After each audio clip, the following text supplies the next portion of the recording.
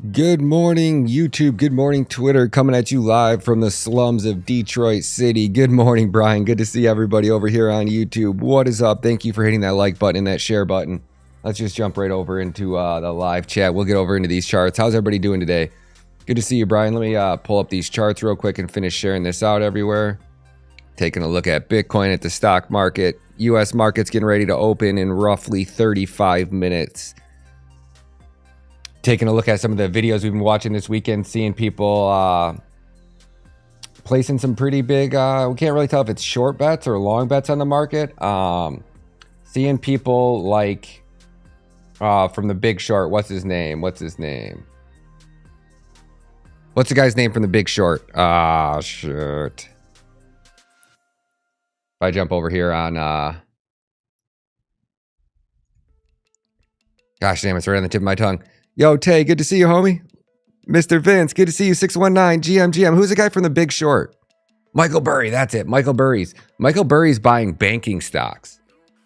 That one threw me through a loop, and it could be because they're just so low at bottom, and he's building like this basket of bank stocks. So I can't really tell if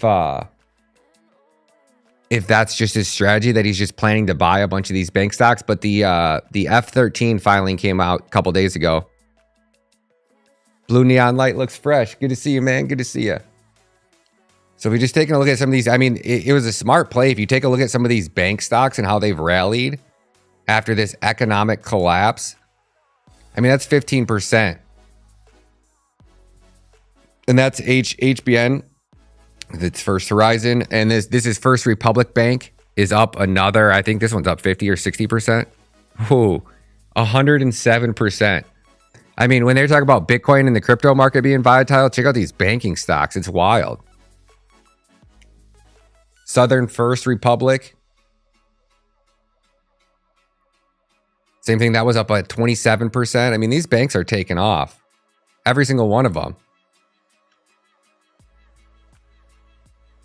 Sequena's got rocked too, and that one rallied pretty hard from 9 to 14. Let's see how USA markets are going to open up in pre-hours. I'm not echoing, am I? Pause memberships on this channel? Oh, what'd they do? Demonetize this channel too? No way. Did they really?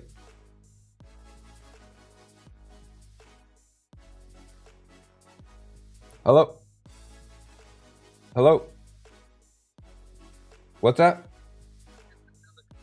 Yeah, I am. Why? Where's it at?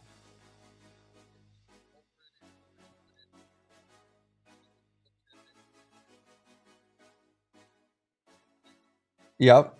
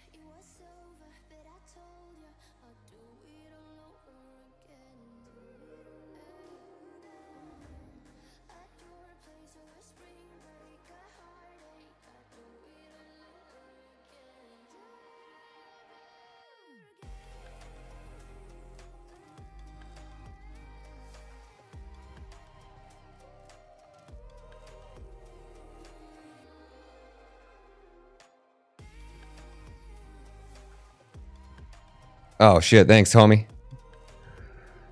Look at that shit. They demonetized my channel.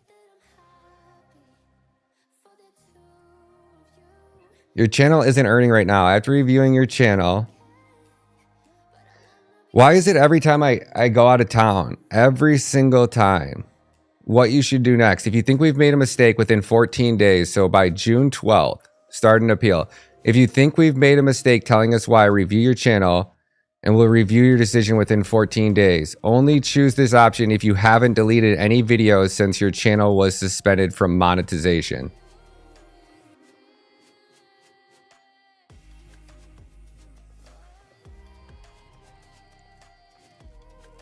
So what do I do? Just start. There you go. Oh, what a joke. It just pisses me off that I even have to do this. It's YouTube. Just let's silence any conservative voice that's out there in hopes to silence every single conservative. I can't wait till somebody creates a lawsuit. I can't wait till Trump's back in office and I can sue these fuckers. I really can't wait to sue the shit out of YouTube. What a joke. Can't hear you. Can you hear me now? Should be able to hear me now.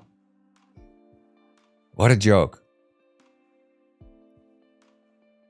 Like, what should I, what, like you say that I use other people's content. What the fuck are you talking about?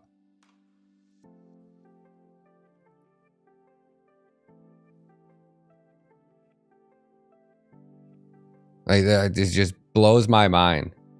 Absolutely blows my mind.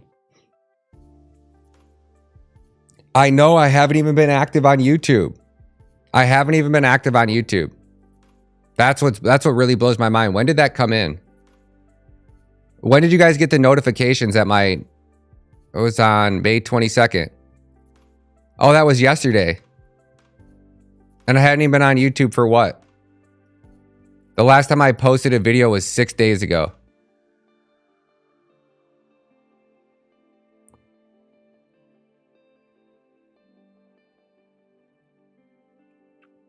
Pisses me off. Oh well, it is what it is. Fuck them. Fuck YouTube. This makes me want to move all my shit over to Rumble. That's what I think we should do. Why, Paul says, why don't you post your show on True Social? I do sometimes, but I don't have many follows on there. Crypto Zombie got banned for a video he did 2 years ago. Really? What was his video?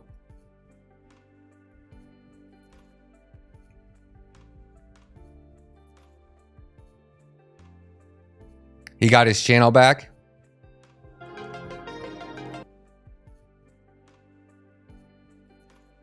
Well, at least he got his channel back. Crypto Zombie Undead. Backup channel. Yeah.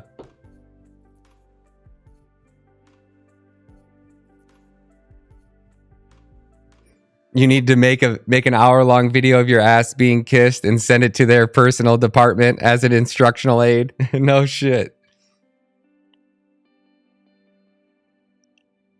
Motherfuckers, man. Every day it's something different with these guys. He has his channel back. Good. Glad he has it back. I didn't even get a strike. That's the funny part, is I didn't even get a strike. I didn't get a violation, nothing. Just, you're no longer eligible to make money on YouTube. Why? Because you're a Republican. Michigan, 21st state decide they come and take my gun over my dead body. I'm not giving them a gosh damn thing.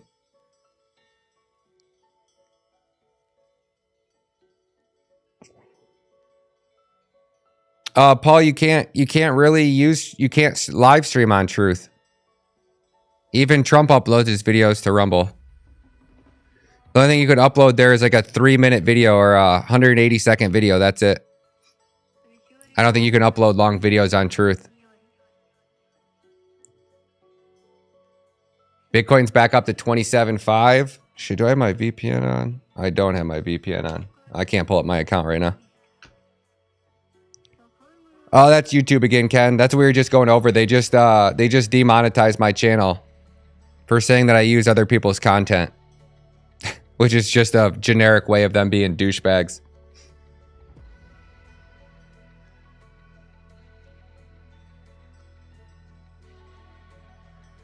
So bullshit.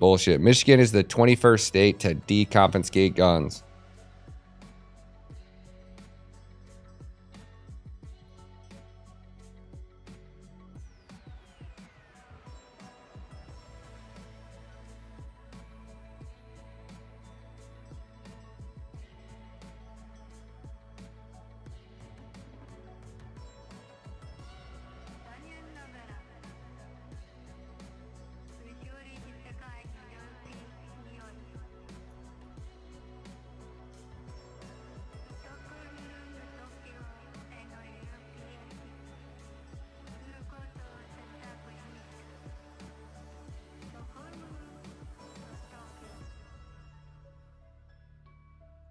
April 20th, 2023.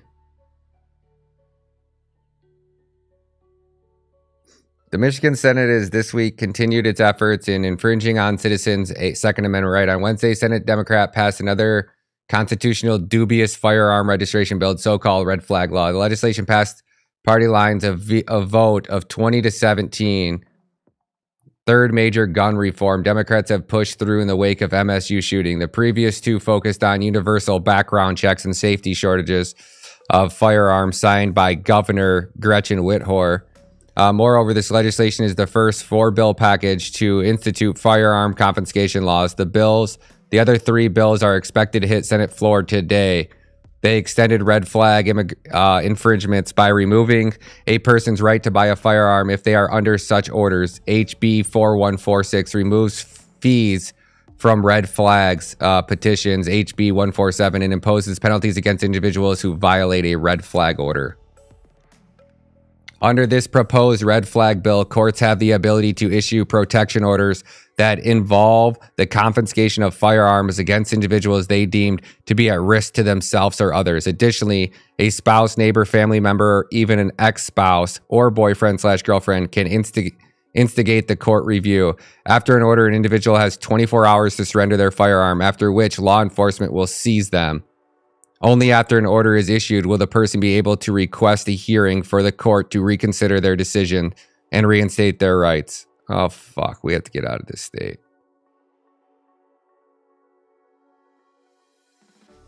That sucks. That's scary shit. The dubiously elected governor, yeah. I know, Ken. I know. What a bummer. What a joke.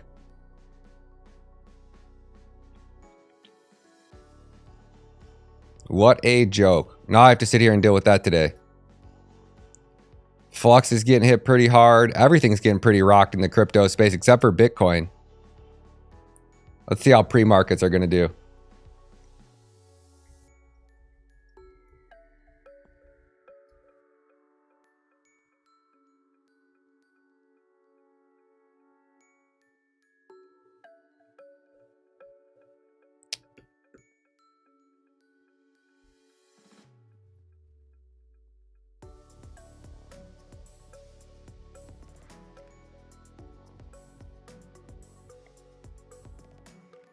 Oh boy.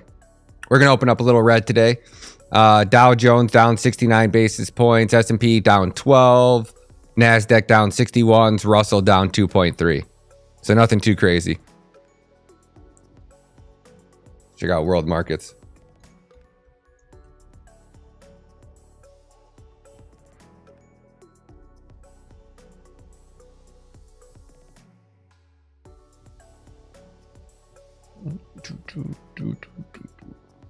Let's see what else we got going on here. Oh yeah. China was taking a beating over the last. Without Tucker, Fox is trash. Without a doubt, they're collapsing, which is by design. They wanted to. It was all part of Murdoch's deal. All the truth is coming out behind all the politicians. They will abuse red flags laws to serve their red flag masters. They will. 100%, Wally. 100%. Every country that has confiscated guns has faced complete tyranny. They want to open our borders wide open, let a bunch of criminals out, and then take away your guns. Okay. Anybody who gives up their gun is an absolute freaking retard, absolute libtard, and they deserve whatever happens to them. Yeah, Rumble is it, Paul. No doubt. Yeah, Rumble is the only option we have. And the scary part about that is how easily they could destroy Rumble, just like they destroyed Parler. I mean, our government is so rogue right now. It's scary as shit. If you watch those trials of what those FBI whistleblowers came out and said, yo, FR Lewis, what up, buddy? Good to see you, man. Good to see you. I feel like I'm always over off the side of the screen. Without Tucker, Fox is trash. Let's take a look at Gateway Pundit and see what we got going on over here. Gateway Pundit. Judge tosses Kerry Lake's lawsuit after trial on fraudulent signature verification shows at least 274,000 ballots were verified in less than 3 seconds. I mean, if that doesn't make you upset.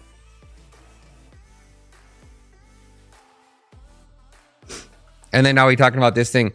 Reports confirm dozens of senators are being issued taxpayer-funded satellite phones in preparation for a disruptive event. Surprise, surprise. A report confirms that the United States Senate has been issued emergency satellite phones. According to CBS News, the most trusted news agency in the entire world, the news agency reported these devices are part of a series of new security measures being offered to senators by Karen Gibson, Sergeant at Arms. The official line of reasoning behind offering the satellite phones was to ensure a redundant and secure means of communication during a disruptive event. Oh, really? These 50 senators that led us to this dumpster fire are going to lead us out of this dumpster fire with their 50 cell phones? CBS News also notes that satellite phones were offered partially in response to the January 6, 2021 protests at the Capitol. Oh yeah, because those wild unarmed American patriots with their flags bring out the artillery. Sources confirmed to CBS News all 100 senators were offered phones last month, and more than 50 over 4 dozen accepted Gibson's offer.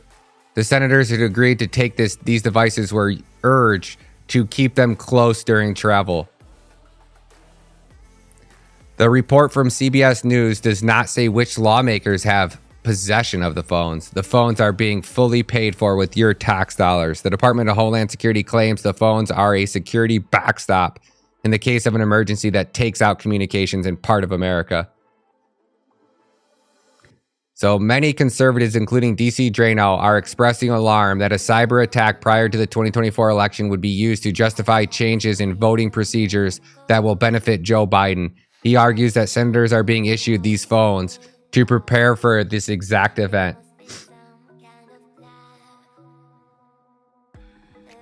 Many are worried a cyber attack prior to 2024 election would be used to justify changing in voting procedures that will benefit Joe Biden. Today we learned that U.S. senators are being issued special satellite phones for this exact scenario. Not good.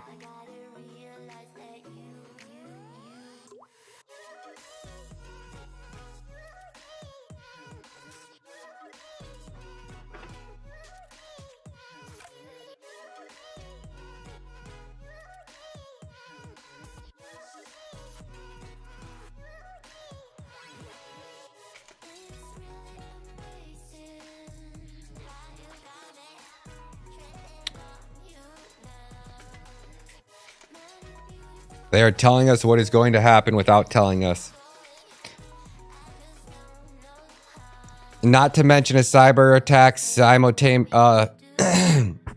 simulation performed by the same people who did a novel coronavirus pandemic situation within a few years of the COVID outbreak. Foreshadowing. So D's Nuts says, I have pre-motion of an EMP attack on the grid by our own government blaming Russia to give us the reason to start a war and martial law. Mark my words, Ryan. I feel it in the air last night. I don't doubt you. Agent 47, good to see you. My question is, why did only 50 of them take it? Looking for a new job, Tori says. The pork industry is struggling. No shit. I've been out of town. I just got back into town. The WEF fearmongered that exact scenario. Yeah, Brian says be sure to invest in ammonium nitrate. There's a huge shortage. Yeah, 30 tons of ammonium nitrate have gone missing.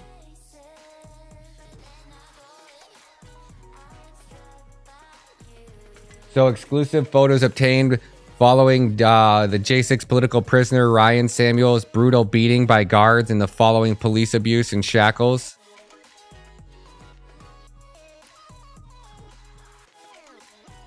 Wow. In early December 2022, U.S. political prisoner Ryan Samuel called the Gateway Pundit to tell us that he has lost his phone privileges for several months starting tomorrow. The prison staff was outraged that the Gateway Pundit has exposed his horrific story of prisoner abuse to the American public. Ryan, who has not even had his case tried in court and has sat in prison for over 2 years, has been beaten, hogtied, abused, tied to a chair for 12 hours, denied medical treatment for his injuries, and has precancerous growth. On March 21st of 2021, after his arrest, Ryan was awakened by correctional officers and his hands were zip tied. They walked him out on an unaccompanied cell where he was brutally beaten by officers. Ryan Samuel lost his eye in the beating. His face was smashed. The next day, the guards beat him again. Ryan was beaten so badly by the guards that he lost permanent vision in one of his eyes and partial use of his arm. I want you to imagine yourself alone in prison, separated from your friends and family, isolated, guards thrown open the doors, grab you, zip tie your hands, and start beating the shit out of you. When you go down, they kick you in your head until you are unconscious. You are Ryan Samuel.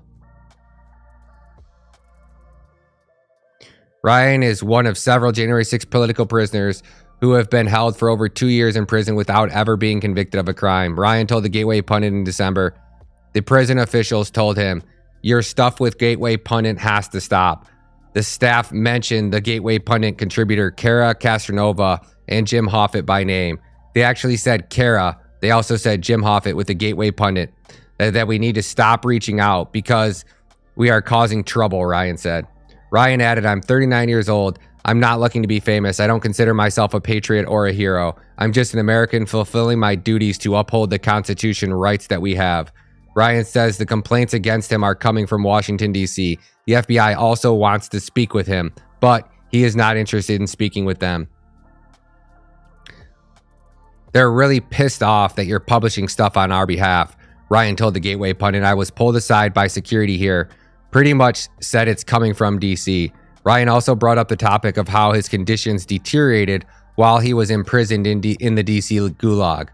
"I went to the hospital here, Jim, and the hospital said that I have possible melangiani in my left arm, breast, and I have clots.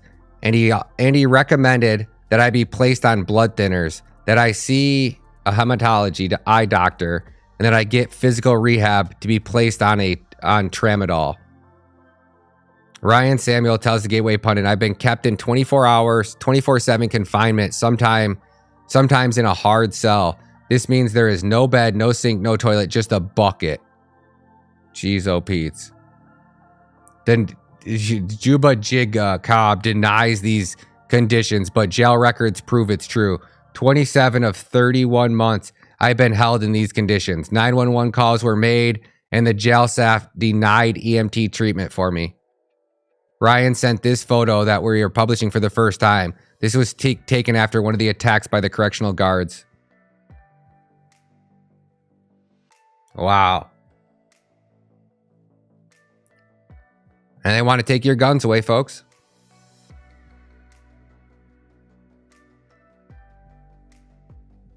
Canada Unfettered Scholar says, do you think the day will come when you find it unsafe for you and your family to be in the USA? Say hello from Canada. Absolutely. Not necessarily in the USA, but they wanted me to go to New York to go do some reporting in New York, and I'm just like, I have no desire to go to New York to report on anything. It's a giant cesspool of Democrats. and they got their own swamp to live in. I don't even want to. I mean, our country's falling apart, y'all. Somebody's got to stand up and fight for our freedom.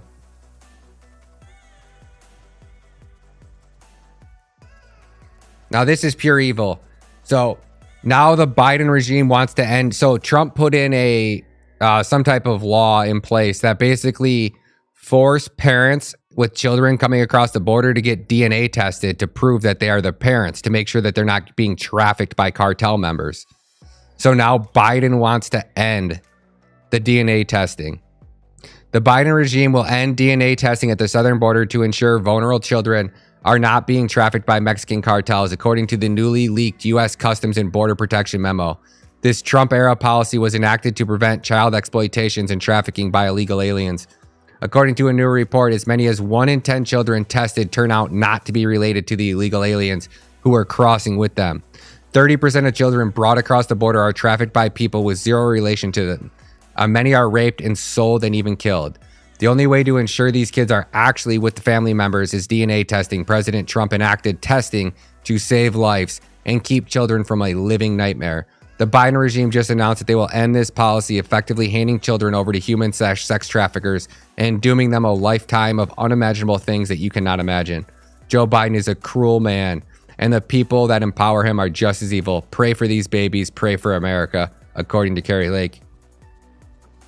Still, the illegitimate Katie Hobbs administration continues to leave the border wide open for the federal government to do nothing. Arizona Governor Katie Hobbs refuses to secure Arizona's border. How crazy is this world we're living in, folks? We are seeing the end, Fred. We really are. I mean, it can't get much worse than this. And like, look at how staged this attack was.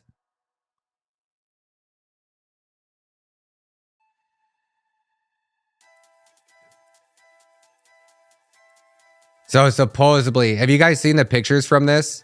Like, or this video? Like, watch how fake this is.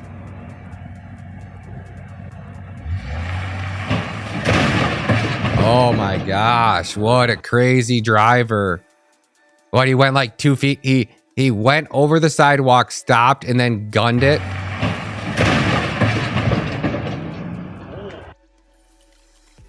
And just lo and behold, imagine. All he had in the truck was a white supremacy flag, a Nazi flag. It was such a staged photo op.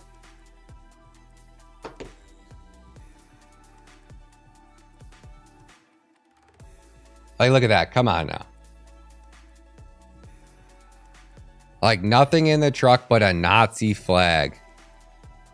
And it managed to crash about 1,000 or 2,000 yards from the border, or from the White House. Let's see what else is trending over here on Twitter.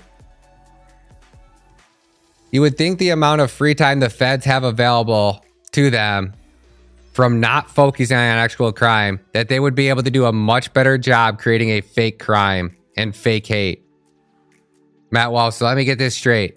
So you're telling me a guy with a Nazi flag in an empty U-Haul truck randomly plowed into the White House barricades at low speeds, then gave up immediately and got arrested, and the FBI laid out the flag in front of the truck for the perfect photo op? Basically. I was waking up and thinking, are we due for a good false flag to distract everyone? And we get this. Someone crashed the U-Haul into the White House barricades last night with nothing but a Nazi flag. I really miss when the feds tried harder on these. Yo, good morning, Brandon.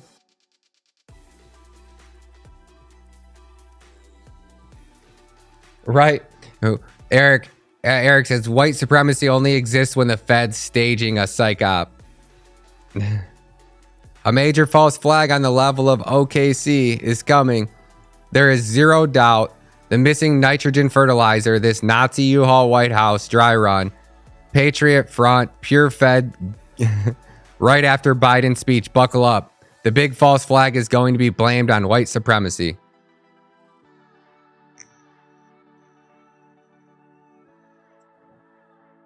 Yep. Tucker's autobiographer reveals that Tucker's monologue for 424 was written in responses to Ray Epps' 60-minute interview. Epps denies being a Fed. Bombshell Tucker prepared monologue for the night he was pulled off the air to address Ray Epps.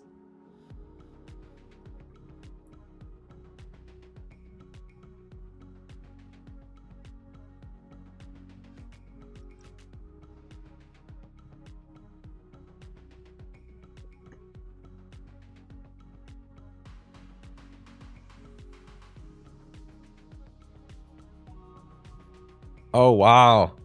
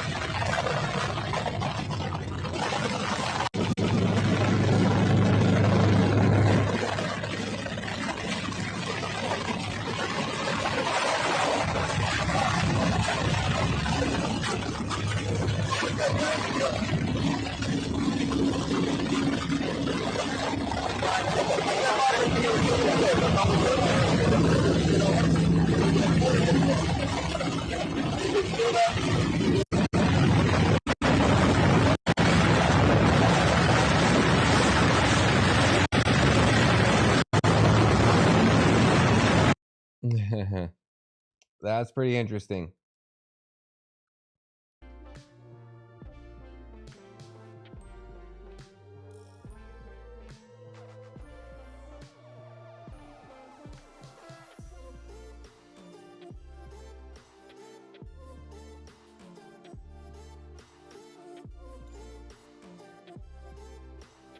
The Russian army is at NATO's doorstep.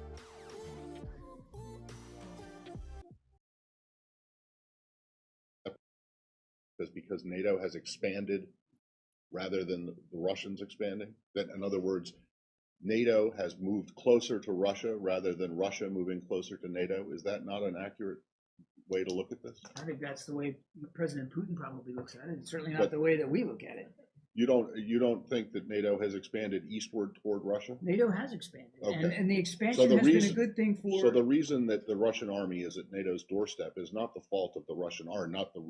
It's not the Russian army that's done it. It's NATO has moved closer to moved I'm pretty east. sure it wasn't NATO who was ordering, upwards of 15 battalion tactical groups to within 10 kilometers of the border with Ukraine, and I'm pretty sure it wasn't NATO who put little green men inside Ukraine to destabilize eastern I'm pretty sure that Ukraine is not a member of NATO. So unless that's changed, it's not okay. changed. But I'm saying by Russia is if NATO is moved east, the reason that the Russian army is closer or on NATO's doorstep is because NATO moved. Not NATO is not an anti-Russia alliance. NATO is a security alliance. Unfortunately, for 50 years, it was an anti-Soviet alliance. So Where's do you not Soviet understand Union it, Togo? Do you not understand how, or can you not even see how the Russians will perceive it as a threat? And the fact that it keeps getting closer to their border while their troops, I mean, the places where their troops are, you say their troops are, and may have been in Ukraine and Georgia, are not NATO members. I'm not going to pretend to know what goes in President Putin's mind or Russian military commanders. I mean, I barely got a history degree at the University of South Florida. What I can tell you is that NATO is a defensive alliance. It remains a defensive alliance. Fair enough, but it has moved east. Correct? I mean, that's just a fact. It has expanded, absolutely. Right, exactly. But there's no reason for anybody to think the expansion is a hostile or threatening move. And we've been saying that throughout the last 15 years, man. You're moving closer to Russia. You're blaming the Russians for being close to NATO. No. That's exactly what Hegel said. We're blaming the Russians for violating the territorial integrity of Ukraine and destabilizing the security situation. Which is not a NATO member. Which is not a NATO. I see other countries feel threatened. What a goon, huh? And these are the people that are leading us into the collapse of the United States. You can't make it up. I mean, just watching what those whistleblowers were going through last night. And this one here took me through a loop. So an AI image of an explosion at the US Pentagon just caused a $500 billion market cap swing.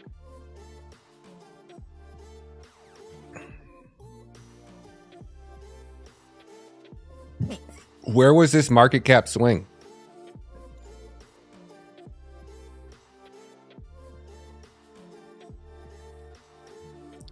An AI picture caused the market to move what? 0.2%? So it went from 4208 to 4182.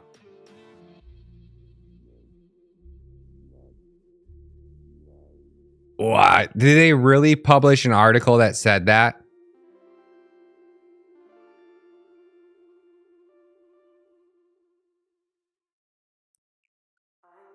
Point a 0.5%. They literally published an article that said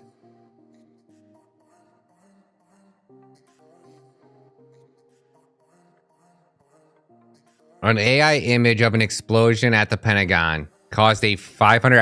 I saw that on the news this morning. I'll report on that later. That's a fucking joke.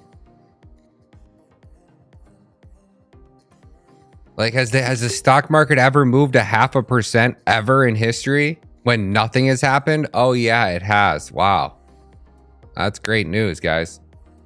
Lorenzo, get this guy a plaque. Ethereum is trending. Why is Ethereum trending? PSYOP, airdrop. Avalanche, Ethereum, okay. So nothing exciting. Who's Natalie?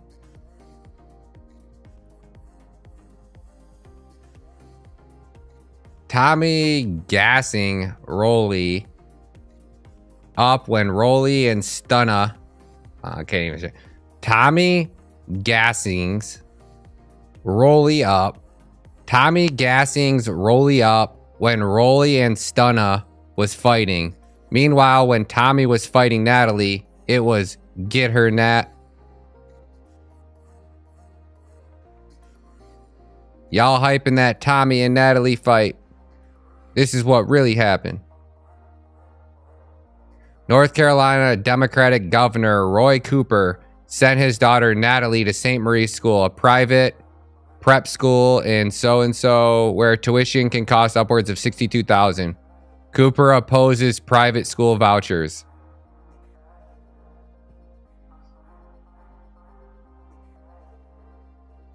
Natalie and Christian Rock catching flights. Tune in. Baddies West reunion. Can't think of anything I'd rather not watch.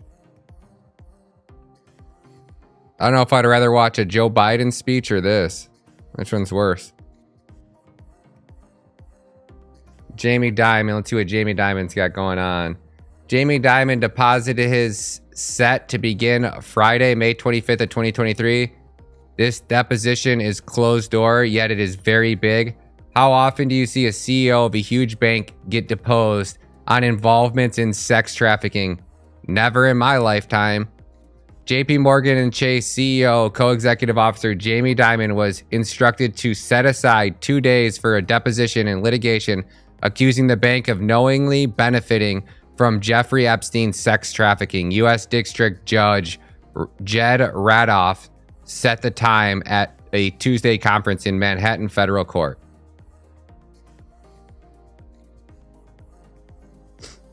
Jamie Dimon warns QT will lead to more bank failures. Oh, probably. Who thinks there's going to be a massive distraction on the day that Jamie Dimon gets deposed? We have traitors in our midst. They must be driven out. They must be. Jamie Dimon, you are already seeing credit tighten up because the easiest way for a bank to retain capital is not to make the next loan. It takes time, but banks renewing credit lines is how credit contraction starts. First Republic failure boosted JPM's net interest income by $3 billion from $81 billion to $84 billion. Every failure makes JP Morgan more systemically critical and Jamie Dimon richer. I will agree to that one. Dimon also warned shareholders that everyone should be prepared for rates going higher from here. I think you have to be the chance. I think you'll have the chance bond rates will be tightening up, not just 3.7%. I'm thinking 4.5, 4.25, 4.5, 5, 6, maybe even 7%, he said. Started. I haven't been through quantitative tightening. So we really don't know what's going to happen to deposits at all. And that's why I've been quite concerned about that. I'm probably more concerned about quantitative tightening than almost anybody in this room. We've never had QE before. We've never had QT before. It just started. I haven't been through quantitative.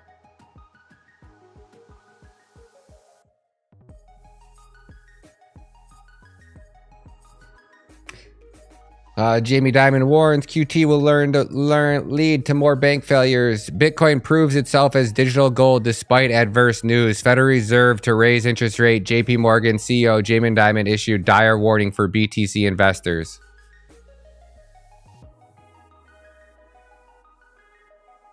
Here comes when they take out the internet to take down Bitcoin. That wouldn't be surprising at all.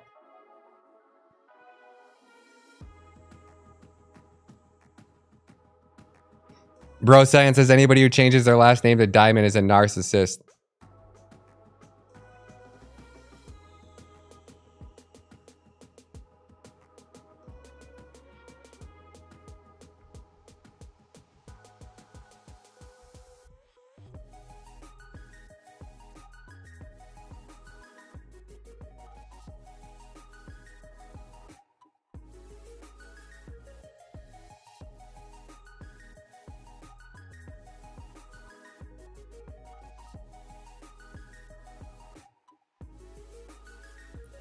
That's weird. It's weird how many of these type of things I've been seeing over here on Twitter lately. So crypto news flash.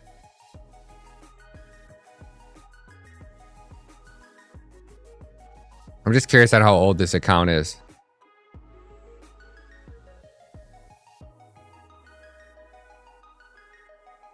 Pretty active.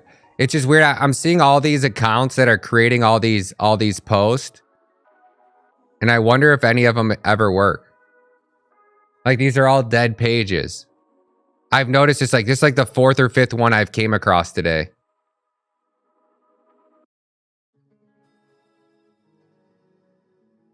And anytime I click any of their links, they just open up to blank pages. Like these are all blank pages. They don't open up to anything. How weird is that? It's like the fourth or fifth one I found today. And I just started noticing it today.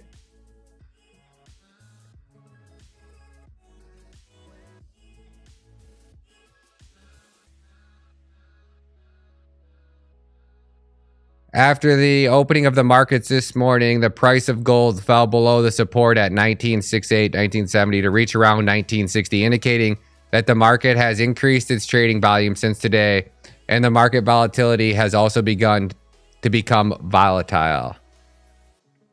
The price of gold has fluctuated strongly recently after falling below the 2000 mark. It has been defeated again and again. It is currently fluctuating at around 1960.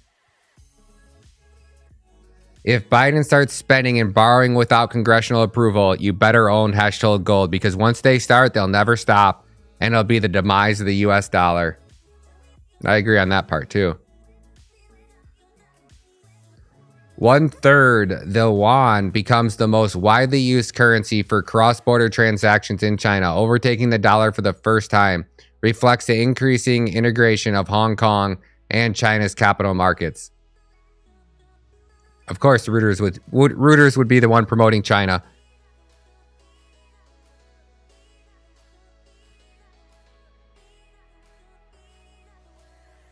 Don't worry, there'll be some terrorist attack that'll send markets to the all-time lows. That is without a doubt.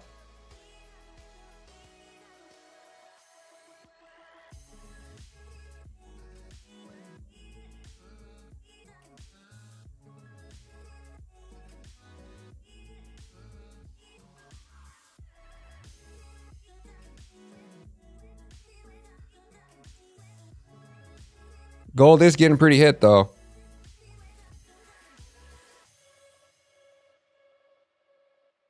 Gold put in its all-time high around 2,100 almost, give or take. It does look like it barely put in a new all-time high by a few cents.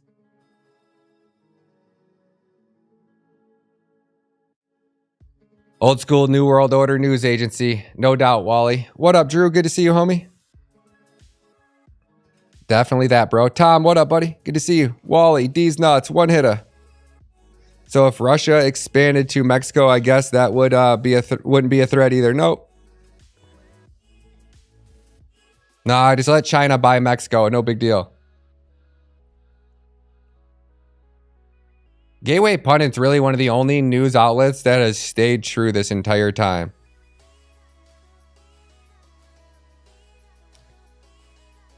Oh, Kerry Lake's got a big announcement today at 1 p.m.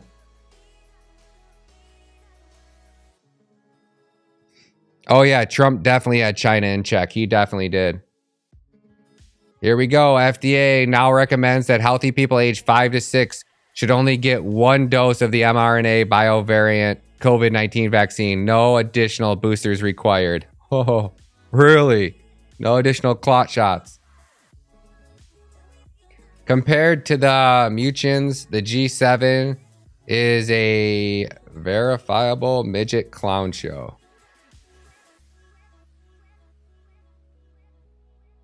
A midget clown show.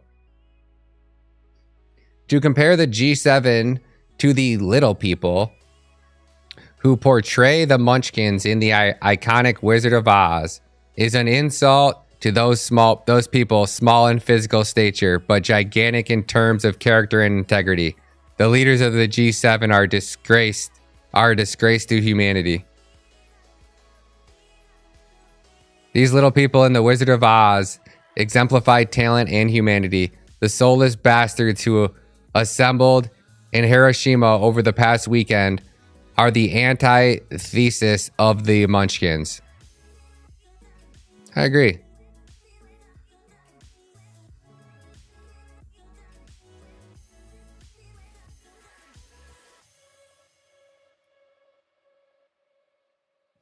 Los Angeles Dodgers apologize, re-inviting anti-Catholic Sisters of Perpetual Trans Nuns to Pride Night.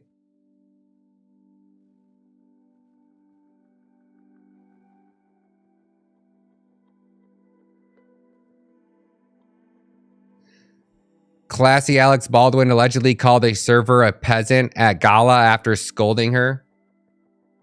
Mike Tyson slips up, says Jamie Foxx had a stroke. Disney begins third round of layoffs. 2,500 job cuts or more are coming.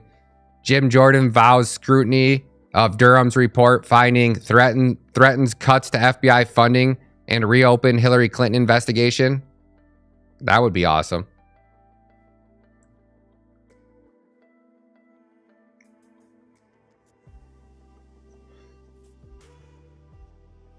Chicago Mechatite in exchange prepared to leave the city over new mayor's tax policies. North Carolina Democrat Governor Roy Cooper declares state of emergency to oppose school choice bill. OAN's Dan Bell with Jim Hoffett exposing the J6 lies and details of the Durham report. Woo! Bud Light buying back unsold expired beer from suffering wholesalers as sales cater to new lows. Company also plans desperate pandering move to veterans. Their beer is going for $1.29 a case or $1.79 a case. My mom was supposed to buy beer for a graduation party. My stepbrother's son's having his kids having a graduation party or a wedding shower. So they bought beer, and I came over to my mom's house one day, and I walk in, I said, "Wow, what the hell you got Bud Light there for?" I said, "You can't drink that beer. You can't go out in public with that." And she goes, "Well, you're not buying beer for a whole graduation party." I said, I looked at my dad, I said, "Dad, you better tell her to not go into that party with that Bud Light can." I said, "Ain't nobody gonna drink that beer at that party." I'm like, you better tell her to get a keg. They said they don't want a keg. Well, you never know. You better get them that keg. They got a keg. I'm like, you can't go into that party with Bud Light cans. Nobody's going to drink that beer. We may soon be talking about Bud Light as a former beer brand. Based on the latest news, literally no one is buying the product and it's rotting on the shelves. Bud Light has told wholesalers it's buying back unsold cases of beer that passed their expiration dates as shelves has dipped to an all-new low, according to the exclusive report. Sales of the damaged beer product catered by another 25% this past week as the successful boycott continues. The previously dipped a whooping 21% in April. The Wall Street Journal on Sunday published a long feature called How Bud Light Brew It. How Bud Light Brew It, detailing Bud Light's struggles after deciding to shove trans influencers in America's face. Several previous attempts to win back drinkers, including bringing back the Clydesdale horse, pandering country music commercials, and Cameco print bottles, have all failed. Now, according to the Wall Street Journal, they're having to bail out suffering wholesalers by buying back unsold expired beer. The report also claimed businesses and truck drivers were encountering violent threats. The Wall Street Journal reported. The brewery recently told its wholesalers that it would buy back unsold cases of beer that have gone past their expiration date. Anheuser-Busch works with 385 independent distributors or wholesalers across the country. Many of them have families of their own and their own businesses that have carried Anheuser-Busch products for generations. The wholesalers' employees made many drive trucks bearing the Bud Light logo were soon confronted by angry people on the streets, in stores, and in bars. Well, that's what you get when you try to force transgender down everybody's throat. What do you expect? All by design. Governor DeSantis quietly changes Twitter handle, drops FL ahead of reported presidential bid announcement this week. Nobody cares about DeSantis. Biden's non-binary perp handler, Sam Britton, charged with grand larceny related to theft of fashion designer. Tanzanina fashion designer. Breaking, E. Jean Carroll seeks new substantial damages over Trump's CNN town hall. She wants $10 million now. Hillary Clinton says Joe Biden age is a legitimate issue. No shit. 2020 Georgia election case lives on after appeals court returns case to lower court. In December of 2020, attorney Todd Harding filed a case against Fulton County's GA that alleged counterfeiting ballots were inserted into the 2020 election. This case led in investigators and public obtaining access to ballot images of Fulton County. Investigations, however, into the images provided by Fulton County seem to leave more questions than answers. Even Georgia's governor, Brian Kemp, had questions regarding discrepancies in the hand count pointed out by David Cross and Joe Rossi.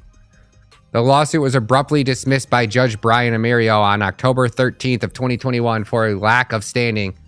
The case was appealed and Armino's ruling was upheld under a ruling in Henry County Board of Commissioners versus Sons of Confederate Veterans case. However, when the Sons of the Confederate Veterans case made it to the GA Supreme Court, the appeals court decision was overturned. This allowed voter GA's case, blah, blah, blah, blah, blah, to be reconsidered. President Trump's Truth Out the Gateway Pundit article on October 29th of 2022 after the Georgia Supreme Court ruled that voters do in fact have the right to sue election officials who violate the law. Woo. Big news there, baby. Big news. Sorry, Bud Light employees, here's your $500 exactly.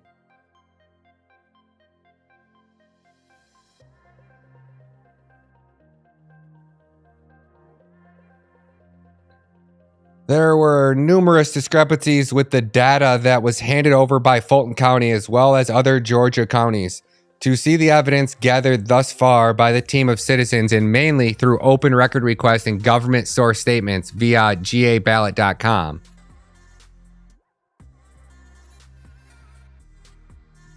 So Atlanta, Georgia, May 11th, the Georgia Court of Appeals has issued an order remanding the Fulton County counterfeit ballot case back to the Supreme Court for all Fulton County petitioners. The order comes over 4 months after the Georgia Supreme Court upheld standings in its December 2022 ruling for the Favorado E. Juan Eta Ella. Oh, geez, oh, Pete. The decision was based on the court's previous ruling that unanimously found Georgia citizens, taxpayers, and the residents, including voters, always had a standing to sue government officials or agencies who violated Georgia law. The Court of Appeals decision to remand the case applies only to the petitioners who are residents in Fulton County. Terrace and Peck will continue on the case, while Caroline Jedfords will continue as the lone petitioner in her case. The remaining 5 Georgia petitioners could appeal their rulings to the Georgia Supreme Court if they chose, given that they were impacted by the statewide race. Hopefully they do. Biden's DOJ formally shut down Clinton Foundation investigation in August of 2021. FBI destroyed all evidence.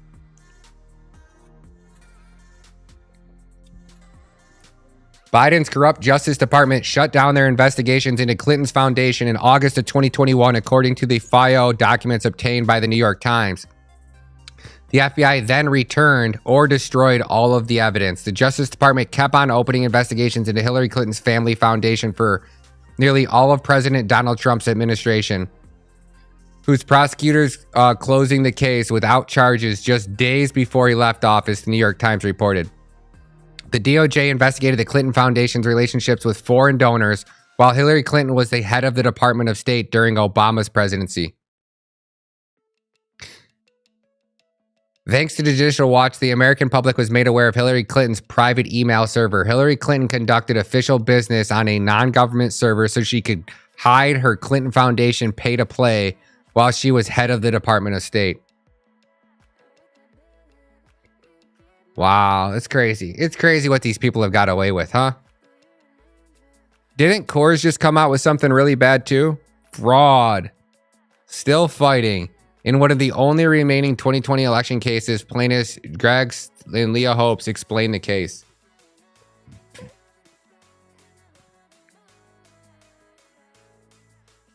Oh, they did report on it. Yeah, here. Stock market takes a brief tumble after fake AI generated photo. I can't believe they even published an article on that. Fell what? 0.5%? It is Marxist. They want to gather biodata from all humans and share it.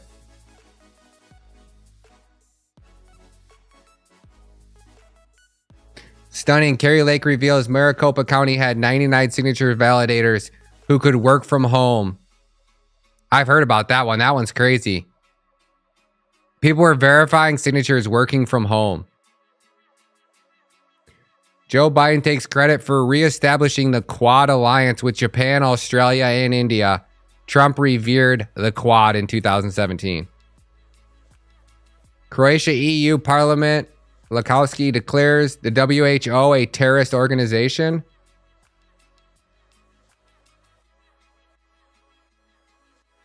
I would like shortly to warn people from upcoming danger for humanity. The World Health Organization wants all countries to sign an agreement on handing over the authority to declare a pandemic, procure vaccine and drugs. It would be healthier and safer for humanity to sign agreement with the Colombian drug cartel. They know all about drugs for sure. During the COVID pandemic, World Health Organization only told lies. It should be declared a terroristic organization. They lied. That is a new and known virus. That is possible to make an effective vaccine. That the vaccine is 82% effective. That it protects against serious illness and deaths. That all, of course, were foolish and lies. Today, World Health Organization is more dangerous for humanity than World Economic Forum. Thank you. Well, I think everybody needs to retweet that one. How does that video only have 300,000 views? I would like shortly to warn people from upcoming danger for humanity. The World Health Organization wants all countries to sign an agreement on handing over the authority to declare a pandemic, procure vaccine and drugs. It would be healthier and safer for humanity to sign agreement with the Colombian drug cartel. They know all about drugs for sure. During the COVID pandemic, World Health Organization only told lies. It should be There it goes. Now it has declared a 860,000 views. terroristic organization. They lied. That is a new and known virus. All countries to sign an agreement on handing over the authority to declare a pandemic. About time. Imagine if our politicians spoke like that. How much better our country would be. So this judge tossed out Kari Lake's lawsuit. That's pretty depressing. I would say that's probably the worst thing that's happened. I mean, the amount of evidence that there was fraud in this case and the fact that this judge just threw this case out.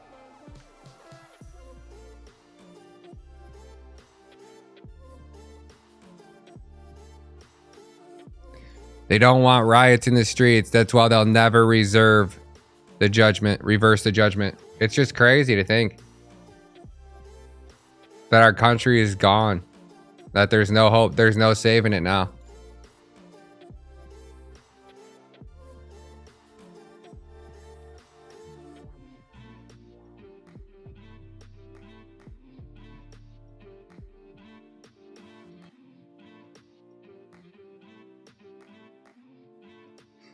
Mr. K says he says because Twitter is the WEF and the WHO's puppet, Elon is the ringleader. He will go down as the greatest operative they ever had. That might be true, Mr. K. That might be true. Like you can already see Twitter getting switched over.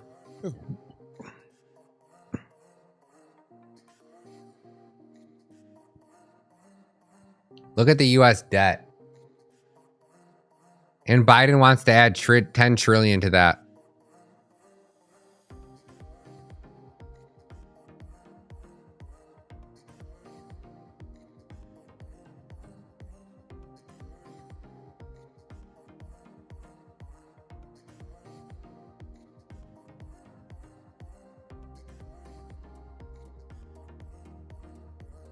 Crazy, crazy, crazy world we're living in. Take a look. USA markets are open.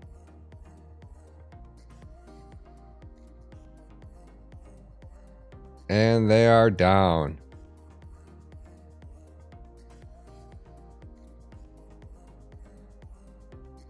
S&P's barely hanging on. Gold's, looks like gold rallied up a little bit. DXDY is going up. Dollar's up. Oil's up. NASDAQ is down. Dow Jones is down. More and more of those videos will be suppressed. I don't doubt. The judiciary are either cowards or corrupt in the face of this evidence. Yeah, Drew says, I don't like Elon at all. I don't anymore either. I'm starting to like Elon less and less every day.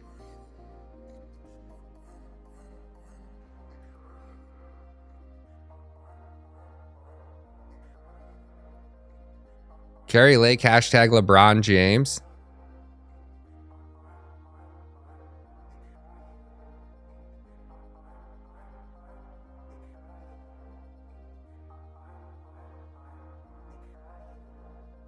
Unsurprisingly, the judge ruled against Kari Lake.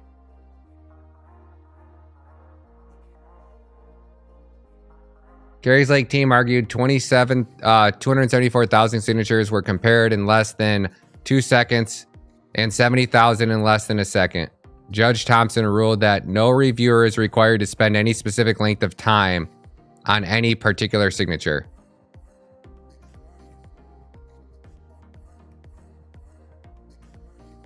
Yep. Impeach Maricopa County Supervisor Court Judge Peter A. Thompson.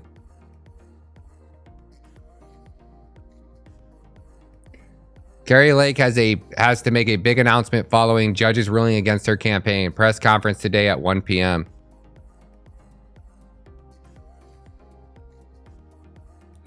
Sonny Jim says Elon pretending to be a good guy. I agree.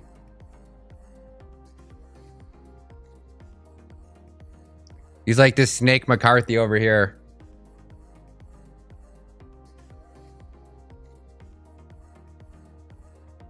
Not progress, but productive. I would assume I'd meet with President Biden. We literally talked about where we were having disagreements and ideas. So to me, that's productive. Not progress, but productive. I would assume I'd meet with President Biden every day till we get this done. This is too important. Joining me right now is Ohio Congressman and Chairman of the House Appropriations Subcommittee on Homeland Security, Congressman Dave Joyce. Congressman, thanks very much for being here. Where do you feel there are areas of agreement on this debt ceiling negotiation? Thanks for having me, Maria. It's great to be here. Well, you know, one thing about Speaker McCarthy, he's claimed for a long time now that he and the president need to sit down. The president dragged his feet for 98 days now to finally get here. And this isn't new for President Biden. He was a senator, he was a vice president, and now as president, he's been down this road before. So he knows how hard this is going to be, because you have to have the two principals in the room to at least come to some top line numbers. The rest will fall in place after that. But it's important that those two sit down and come to those numbers. The Senate has done a good job of framing the issue. It's between the two of them. Once they get the top line numbers, the rest of this will be pretty easy to work out.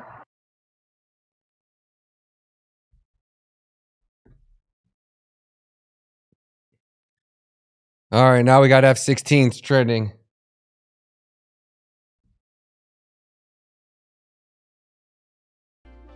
And Twitter news is always breaking so much faster.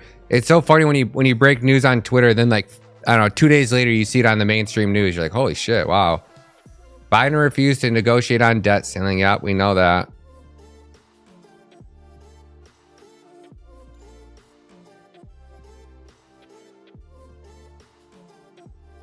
House Republicans passed the responsible bill to cut spending, preserve Social Security and veterans benefits, and raise the debt limit. Biden and Schumer have done nothing. Now we know that.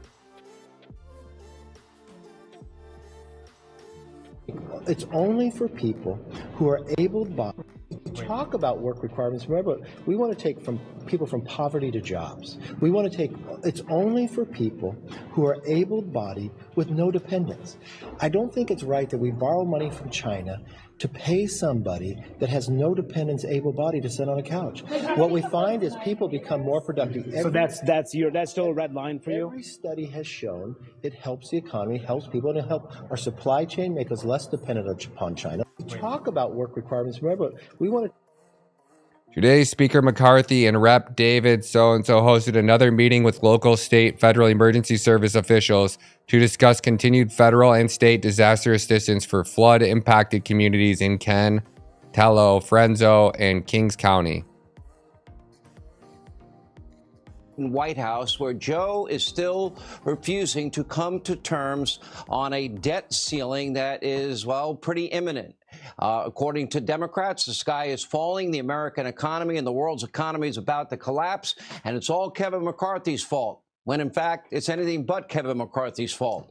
So why didn't Democrats care so deeply about this issue over 100 days ago, when Speaker McCarthy was all but begging the White House, you know, weekly, monthly, day after day, to sit down and negotiate this? Take a look. We have to negotiate over the debt. Our whole government is designed to have compromise. The Republicans control the House, Democrats have a small majority in the Senate, and he's the president. He is playing with the financial markets of America by saying he wouldn't negotiate. That's why I said to the president, let's be rational, let's be reasonable, and let's sit down and negotiate. When we were together at the prayer breakfast, he says we're going to sit down the next day, told the entire Congress that we're going to meet. At the Democratic retreat, he told the Democrats that we were planning meetings. He's never had one meeting. It's been more than 2 months. Time is ticking. He needs to show leadership and come to the negotiating table instead of put us in default. Now, week after week, month after month, the White House has been stonewalling Kevin McCarthy. They completely ignored him over and over and over and over again, and they refused to answer the phone. And according to Democrats, there would be no negotiations. It was our way or the highway. Take a look. We will not be doing any negotiation over the debt ceiling. Look, the president's position is simple. Congress needs to take action to prevent default without hostage taking. Who the fuck is that? In the meantime, we need to take the threat of default off the table. We are not going to negotiate over the debt limit. It's going to be difficult for President Biden to negotiate with somebody who has those type of legislative terrorists on their team. It was their way or the highway. Here's the timeline. Now, the facts are absolutely on Kevin McCarthy's time. And by the way, these are facts that the abusively biased, corrupt media mob will never give you. Now, 4 months ago, on January 13th, the White House press secretary proudly announced there would be no negotiations, as you just heard. On January 20th, Speaker McCarthy reached out in earnest to begin these talks. Well, they refused over and over and over again. In April, McCarthy delivered a dire message warning that the default was near. Well, that warning also fell on deaf ears. And then on April the 20th, with no other option, the House Republicans, they did their job and they passed the Limit, Save, Grow Act, which raised the debt ceiling and cut spending in a responsible way simply by returning to 2022 spending levels. That's hardly draconian, and capping growth, future growth, to only 1%. And the CBO scored that bill at a very respectable and very responsible $4.8 trillion in savings. Now, of course, this came as a shock to most Democrats. They didn't believe that the Republicans could ever come together. They were betting McCarthy would fail. They bet wrong. Take a look. He will not even say what he wants to cut, and I'll tell you why. He can't pass a plan with cuts. His hard right will demand the kind of deepest cuts that his more mainstream Republicans won't vote for. And meanwhile, Schumer never passed any plan, and he was sadly mistaken. Now, a short time after Republicans passed the budget bill, the president then, well, begrudgingly reached out to McCarthy, but he still refused to negotiate. Joe Biden was missing in action a whopping 97 straight days, steadfastly refusing to negotiate. In public, the White House was vilifying Republicans, calling them wackos, extreme MAGA Republicans, their favorite term. Karine Jean-Pierre suggesting that the GOP's budget bill would cause climate change, destroy the planet, and, quote, quite literally melt bones, whatever that means. Now, with just 9 days to go until the Democrats' self-imposed default deadline of June the 1st, well, Biden is now finally conducting last-minute Look at him, looks like an alien.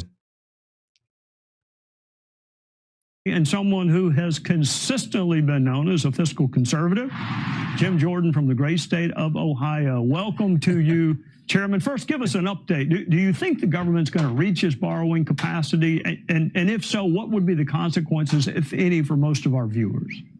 Well, they wouldn't be good, but the consequences of continuing to spend like crazy aren't good either. I mean, under Joe Biden, we've had record spending, record inflation, record debt, and he took the position clear back on January 12th when Speaker McCarthy said, let's start talking, let's start negotiating. Joe Biden took the position, no, just give me more money so I can continue the record spending, record inflation, record debt. And if you don't, I'm just going to say I'm going to take my football and go home and not negotiate at all. So that is just ridiculous. And to Speaker McCarthy's credit, we've not, in the 5 months since January 12th to today, we've not only passed a debt ceiling increase, we passed a bill to get rid of 87,000 IRS agents. We passed a bill to put in good energy policy. We passed a bill that's enforcing our border immigration enforcement legislation. And we passed a parental bill of rights while the Senate and the White House have done nothing. So I think we're going to get a good agreement in the end, because I think the country knows the position Speaker McCarthy has taken and the House Republicans have taken is the common sense position.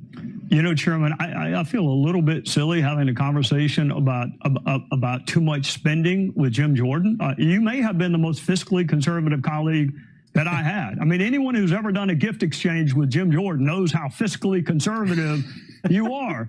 But in the time we met in 2011, the debt was $14 trillion. Yeah. And now it's more than doubled that. And I wonder, is there a political appetite for tackling the drivers of the debt? Yeah, I think there is, and I think we're going to start with that with this agreement. Speaker McCarthy and House Republicans are committed for the first time that I think in our time in Congress, Trey, or the time I've been in Congress, where we're actually committed to spending less next year than we spent this year. That never happens around this place. It always seems to go in just one direction. If we can begin to reverse that, and that's what we're committed to doing, then I think we start to send the signal, okay, now we've made that step. Let's look at some of the other drivers of our debt and let's get a handle on that. But let's take that first step. And that is a huge step if we get it. particularly when you're thinking about divided government, where the Democrats control the Senate and the White House. We just control the House. If we're able to actually spend less than we spent in discretionary spending this year compared to last, that is a huge step in the right direction. You know, Chairman, you keep saying huge step. I think it's a minor miracle. I think the fact that you and Speaker McCarthy kept all the frogs in the wheelbarrow, I mean, you only got, what, a 5-vote margin? I'm assuming the Democrats didn't help you pass the bill. I think it's a minor miracle that y'all were able to pass a bill that raised the debt ceiling. What are you asking for in return from the Biden administration? Work requirements for able-bodied adults, spend less than we spent last year, and some permitting reform that will help us with our energy. That's a pretty good package. That's where the speaker wants to go. And I would just say this. I would just say to the American people, who do you think is going to get a better deal? Joe Biden, who hasn't done anything on this issue in 5 months, has frankly screwed up every policy area that he's involved with and gotten himself involved with over the last 2.5 years, or the guy who went 15 rounds the first week of January to become Speaker of the House? Who do you think is going to get you a better deal for the American people? I would bet on Speaker McCarthy and House Republicans. I think we're actually going to get a piece of legislation that spends less this year than it did last year. And if we do, that is a huge win and a huge step in the right direction for the American people. Chairman, it seems like there are voices on the left, perhaps the far left, that are very unhappy with Joe Biden for even talking to Speaker McCarthy. Is he facing any pushback from the leftist parts of the Democrat Party? No, that's great insight, Trey. And I think that's exactly what happened over the weekend when negotiations kind of broke down. I think it was the left, which unfortunately now controls the Democrat Party, the radical left. I think they got to Joe Biden, and because he was probably, I think, willing to start moving in our direction on work requirements and on the spending levels. But I think the left got a hold of him. But again, I come back to, I'll put my money on the guy who went 15 rounds the first week of January to become Speaker of the House. I'll put my money on him and where House Republicans have been and how we've been able to come together and pass meaningful legislation out of the House of Representatives while the Senate and the White House have basically done nothing over the last 5 months. Well, I'll put my money on Kevin McCarthy, but I'm also going to put it on, what, a 2-time, 3-time NCAA wrestling champion who actually beat John Smith in a wrestling match, and that would be you. So, Congressman Jim Jordan from the great state of Ohio, thank you for joining us. Thank you, Trey. Pretty crazy, right? Is that Jim Jordan talking about how he's going to soften the blow? Did you hear him there? He's like, well, if Republicans can even reduce spending a fraction of a penny, that's a step in the right direction. To me, it sounds like, is that Jim Jordan trying to soften the blow for when Republicans back out of this deal?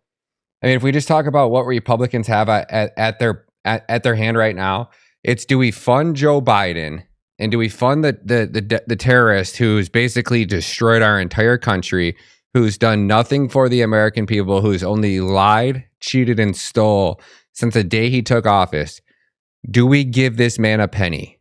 And I think this is the turning point in the United States, especially for everybody that's asleep, because if you're going to give this president or the FBI or the Department of Justice or the CIA another freaking penny, if you don't starve them to death of funding right here, right now, our country is gone. So whether you default on the debt, whether you continue to fund the FBI, whether you continue to give Joe Biden, it doesn't matter. It is over for the American people. So you have no choice. Either Republicans hold firm here and try to starve out Joe Biden and this radical government, or it's full-on tyranny. So if we don't hold these Republicans accountable and demand, and I mean absolutely demand, if there's ever been a point in this country where the American people need to get fed up, pissed off, and start taking action, this is it. And if this doesn't wake you up, your children are going to grow up homeless on the streets that their forefathers fought and conquered. Period. End of story. There's no ifs, ands, or buts about it. Nothing has got better in your life. And now Mr. K is saying that President Barack Hussein Obama has urged Biden regime to declare a national emergency and use its powers to eradicate all independent media online ahead of the 2024 election.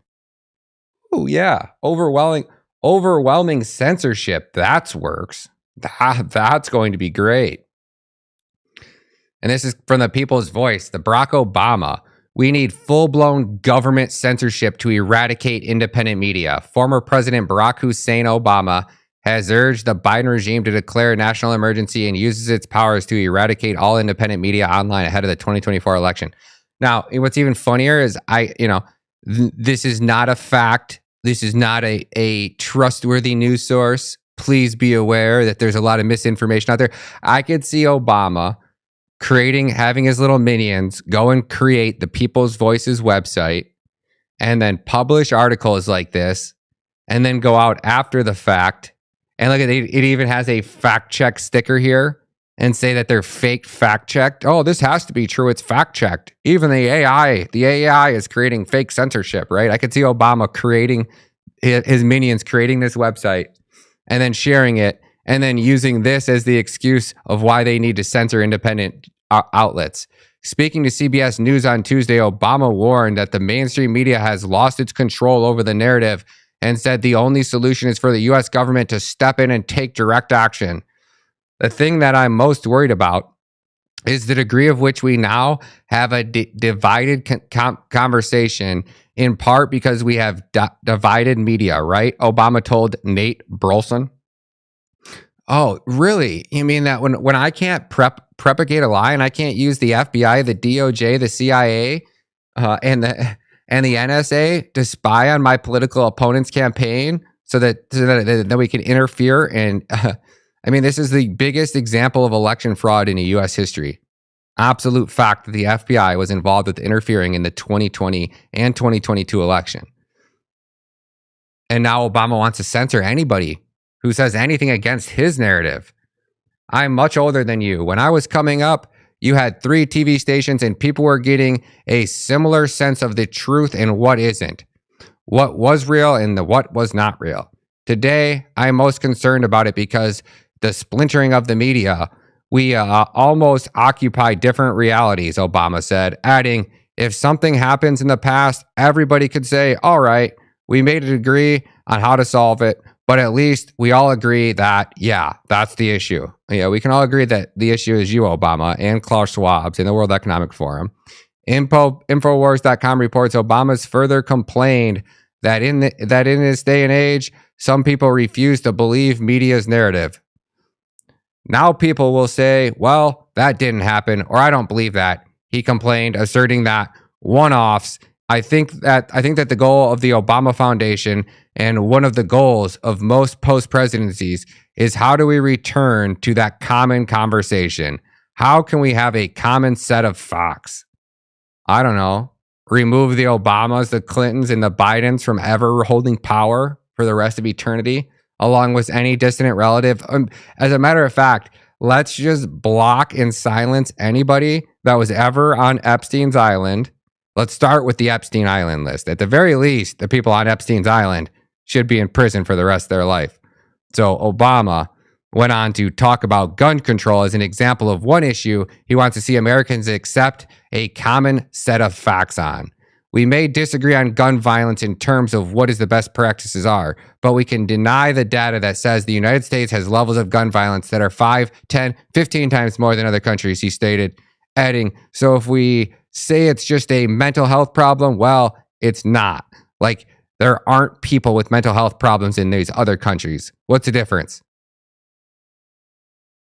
What an absolute nut job. I'm an optimistic man, but I find myself falling into this space where I have concern about the country that they will inherit once I'm gone.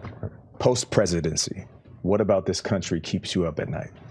The thing that I'm most worried about is the world finding those sex tapes of me on Jeffrey Epstein's Island.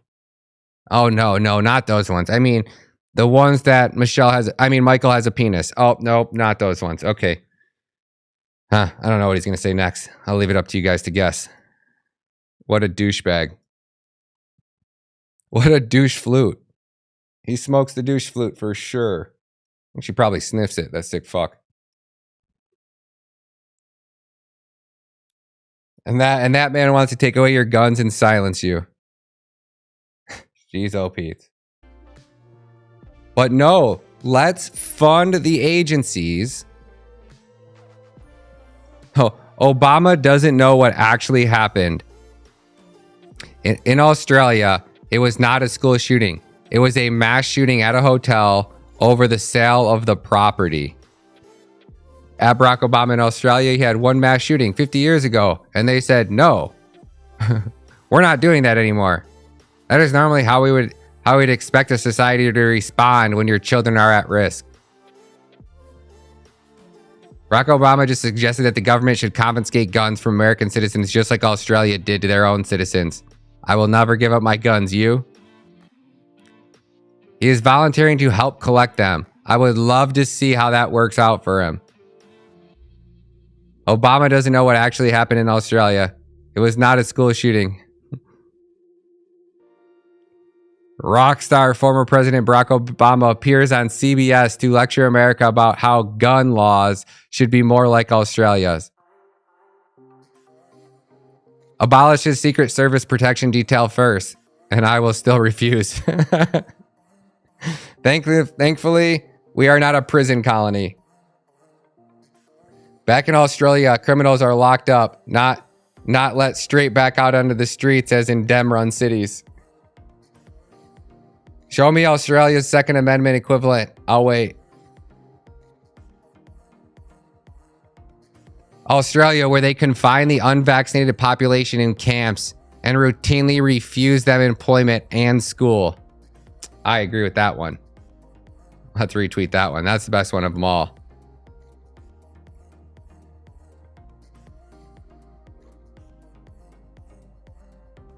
How the hell did that one not ratio the other one? This should have had way more.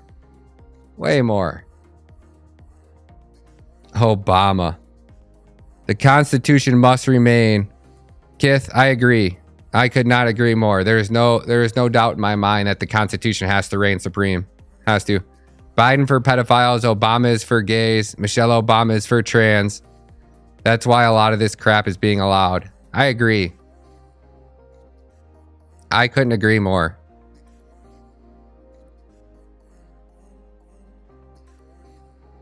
Let's see what else we got trending over here. Civil War, Revolutionary War is inevitable. It might be.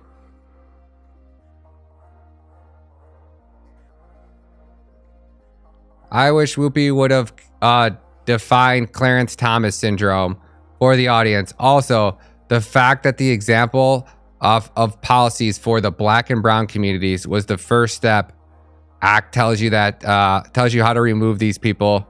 How removed these people are from Whoopi would have defined Clarence Thomas syndrome for the audience. Also, the fact that the example of the policies for the black and brown communities was the first step act tells you how removed these people are from reality. Whoopi Goldberg is a black supremacist and the worst kind of black supremacist. I agree. Black supremacist. I like that word. Whoopi Goldberg is a black supremacist. I don't care what Tim Scott says. I 100%, 1000% agree with Whoopi Goldberg. Busy mom. You must have some nerve saying anything about Tim Scott, Whoopi. Keep telling yourself this is not Biden. Here's who wanted blacks in chains / the Democrats. They wanted blacks to be slaves to the government and depend on welfare. Integrating black students would turn schools into a jungle, a racial jungle. I don't want my children to grow up in a jungle, a racial jungle. Joe Biden. Joe Biden next to the KKK, head of the Klan.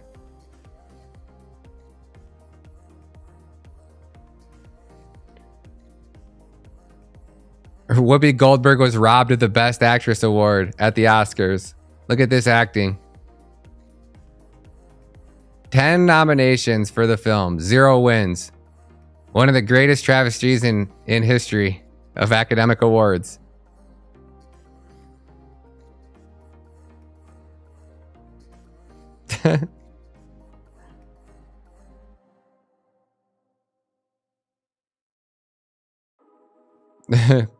Carrie says, Whoopi Goldberg on Tim Scott. He's got Clarence Thomas syndrome. Oh, no racism to see here. These nuts, give me liberty or give me death. I'm with you.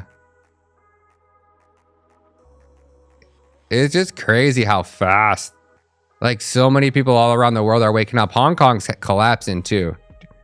China's in bad trouble. Their economy is collapsing. They're going to have to start printing even more money again. Even China's economy is collapsing so fast that they are literally buying U.S. treasuries right now. Official Hong Kong to let retail investors buy Bitcoin from June 1st. Oh, wow.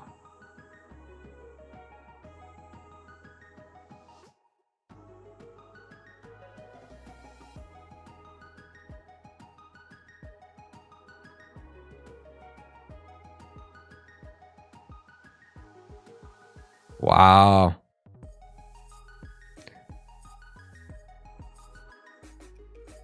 Wow, what's that doing to Bitcoin? Has the world realized that yet? Wow, do you know how many people there are in China?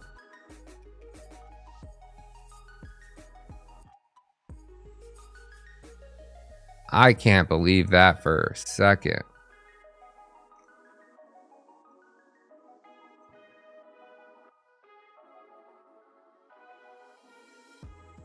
How Hong Kong to allow retail investors into creating crypto as regulators and digital asset firms clash in Asia?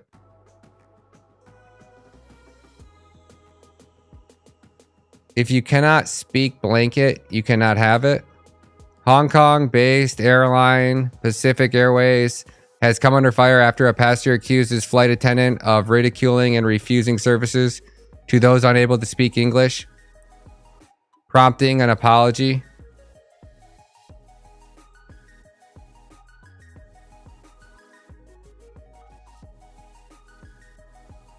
Like, what is with all these airdrops? Has anybody in here got down on these airdrops? Are people actually making... I mean, I see these things everywhere. What do? Just buy a bunch of OneCoin, stake it in your wallet, and then just collect all these airdrops and then dump them every time you collect one?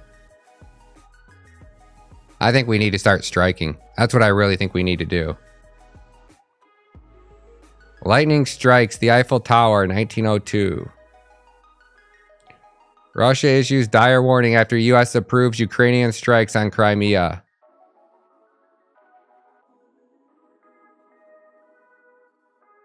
Russia has issued another stern warning related to future potential Ukrainian attacks on Crimea. Strikes on this territory are considered by U.S. as an attack on any other region of Russia's federation. It is important that the United States is fully aware of the Russians' response, Moscow ambassador to the U.S. Anatoly warned Sunday. This was in response to an earlier weekend statement by U.S. National Security Advisor Jake Sullivan to CNN. He said, while speaking from the G7 summit in Japan over the weekend, we have not placed limitations on Ukraine being able to strike in its territory. What we've said is that we won't enable Ukraine with U.S. systems to attack Russia, and we believe Crimea is Ukraine. Jeez, oh Pete, man.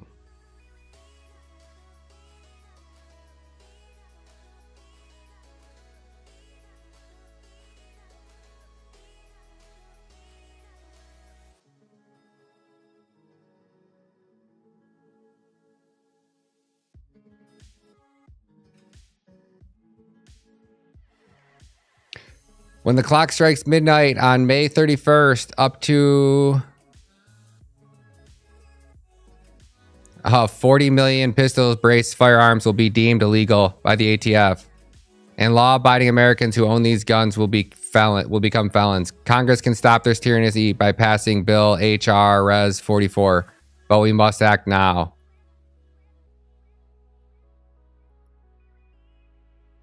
The global censorship industrial complex strikes again. Australian journalist Blank has reported that the FIO documents reveal the Australian government was in cahoots with big tech companies to support dissidents' COVID views. More details. TheDailyClout.io.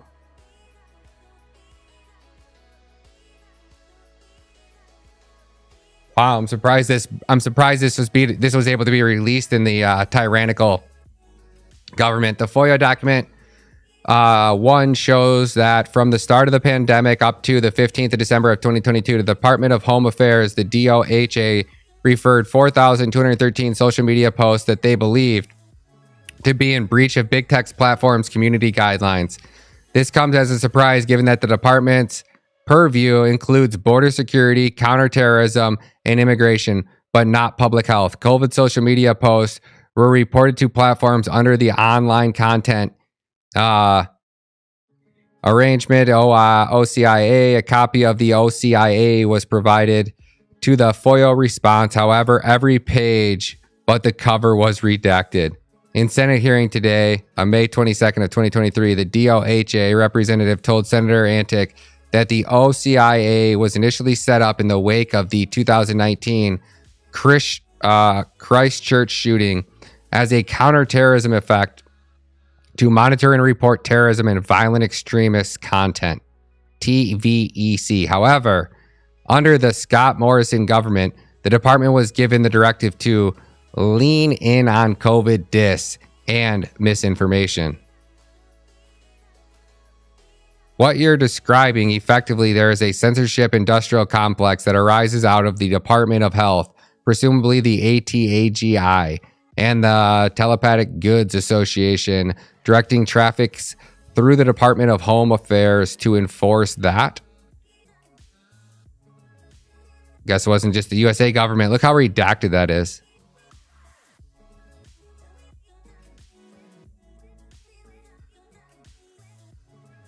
That's FOIA. FOIA request 3953. American journalists Schellenberger and Matt Taibbi testified in U.S. Congress about their discovery of censorship industrial complex in their investigation on Twitter's internal files. Taibbi described a web of quasi collusions of government agencies, private sector think tanks, and academic institutions working together with big tech to spy on and censor ordinary citizens. I wonder if they actually thought that they could keep this under wraps.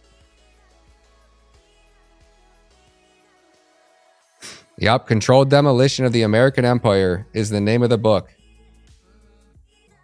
The Fall of American Empire. Y'all check out this book if you want to be blown away. It's Orwell's 1984, but modern day. From 9/11 to COVID. Best book I've read in years. Controlled Demolition of an American Empire is the name of the book.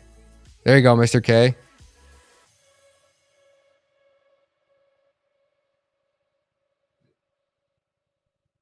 The driver has been named as Salvatore.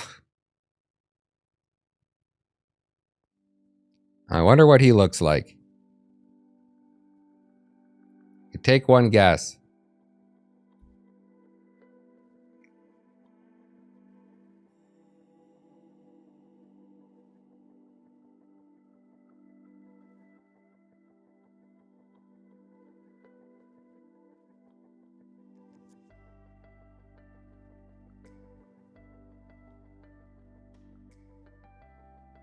Shortly after 10 p.m., 19 of Chesterfield, the suspect who drove the U-Haul into the security barriers near the White House carrying a swastika flag, which was carefully and perfectly laid out on the ground by authorities for the perfect photo op, has been identified. His name is so-and-so.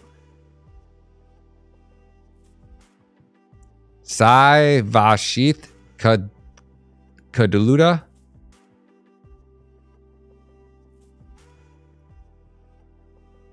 https://Varshik Kandula. Varshik Kandula.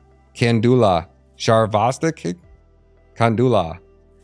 The Missouri man who drove the U-Haul into the White House gates, the media is referring to him as a white supremacist after authorities found a Nazi flag in the vehicle. Just wanted to share his driver license photo.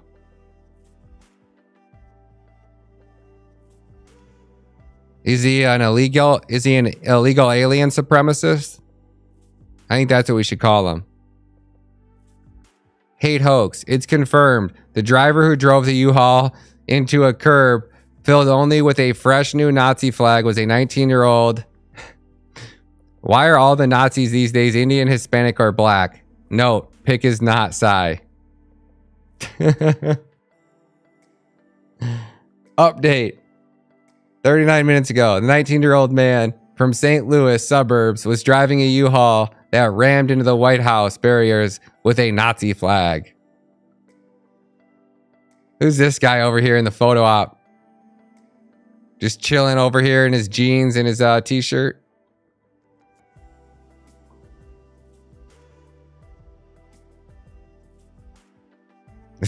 There's just some random dude over here. Guy's just got on like a collared shirt, some blue jeans, sipping a coffee. Guy over here with his hat backwards. I was walking up and thinking, are we due for a good false flag? Yep.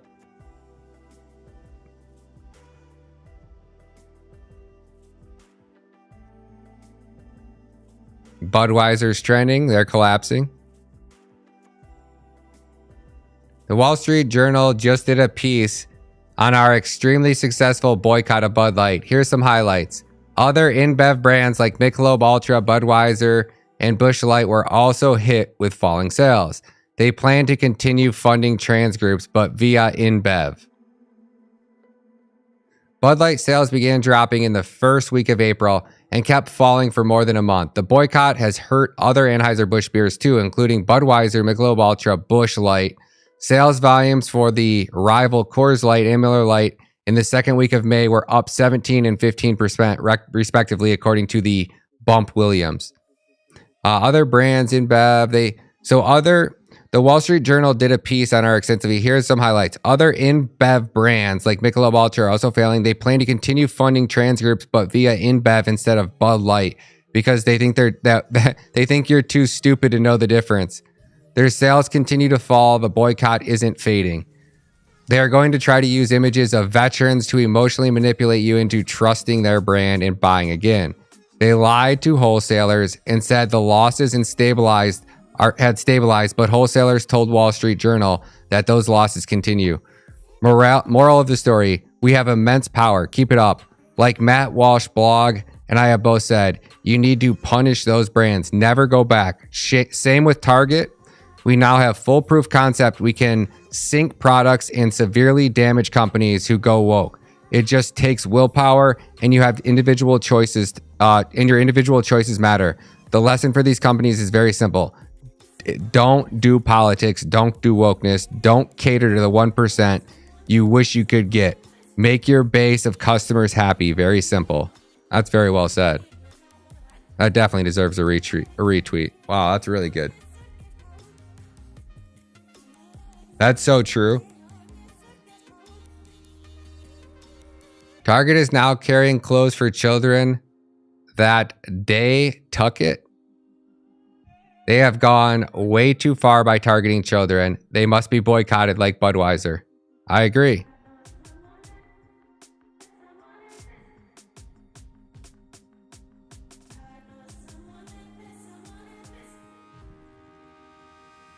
Budweiser is sinking. That's what I was telling you. My mom was getting those $15 rebates.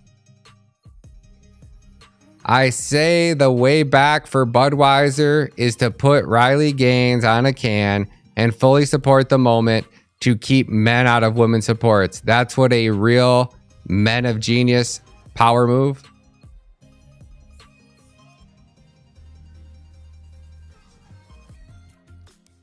Let Budweiser die as a lesson to all other companies.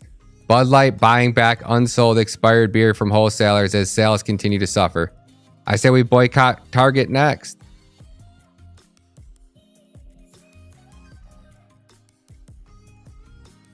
Climate scam is trending.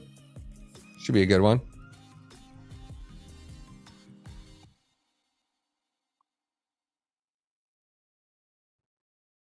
Hey, remember science?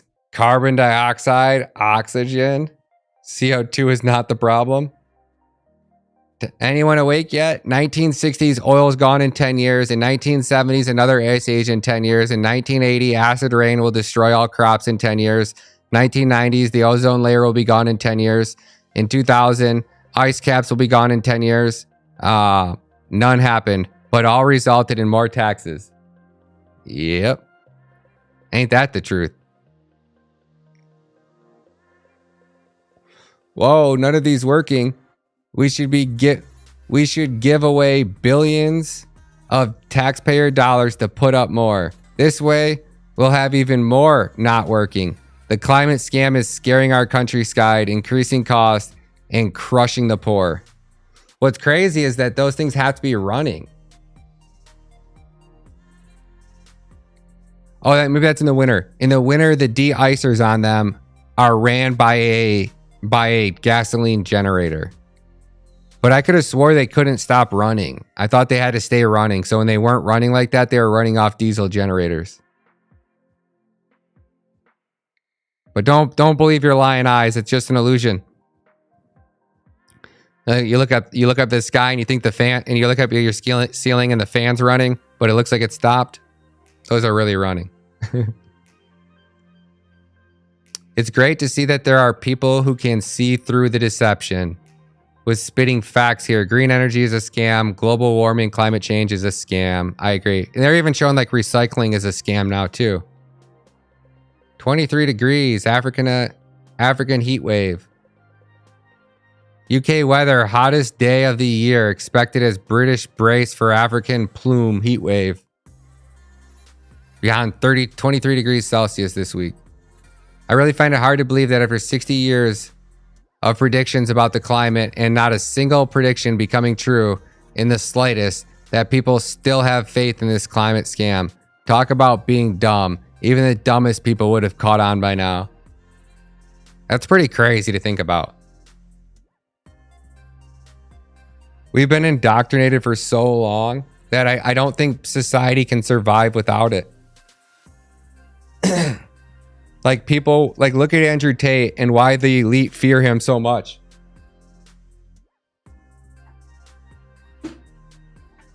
He's like Miles Guo. When you have like, because all it takes is 1,000 people to get started and build a movement. I mean, look at Freedom for Convoy. All it takes is for one, like at this point, it's like a dry field during a summer drought, and you know, somebody's over there smoking a pack of Marlboros on the picnic table, just flicking them into the dry grass. All it's going to take is for one person to start something. And by start something, I mean a peaceful march on Washington. It's just going to take one group of people that don't look like feds and are not wearing masks and are in normal people clothes to go out there and start a protest and start something, and millions are going to follow. And if Andrew Tate was actually an American citizen, he could lead a rally and free this country. And that's what it's going to take. It's going to take somebody like, I don't know who, but like I said, Andrew Tate. That's probably why they fear him so much, because he could lead a nation.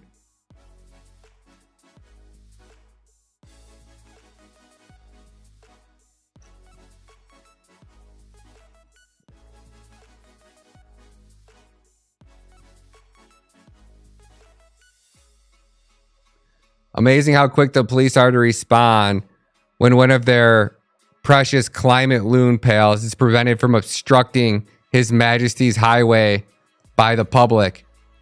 If they did their job without fear or favor, the public wouldn't have to step in. Disgraceful.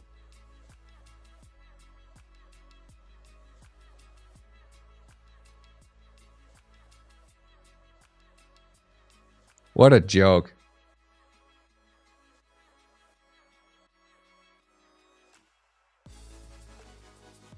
Prepare for the disease even deadlier than COVID, WHO chief warns. Piss off. Volcanoes are erupting on 3 continents, and the only mention spewing ash and not a word about CO2. Hashtag climate scam. Volcanoes are erupting and spewing ash on 3 continents.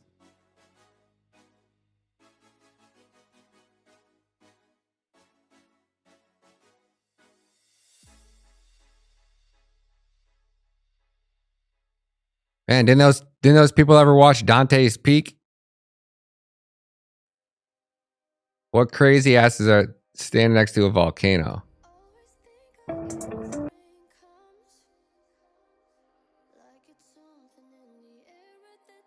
What crazy asses? All right, y'all. I gotta take off. I gotta get ready for my show on LFA TV today at 2 p.m. So if you guys get time, swing over to the LFA channel. Swing over here and drop that link in for y'all.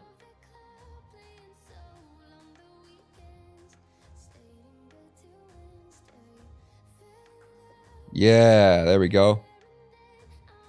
We got Sean Farash going on in Ungoverned right now. At 11 a.m., we have Live from America with Jeremy Harold.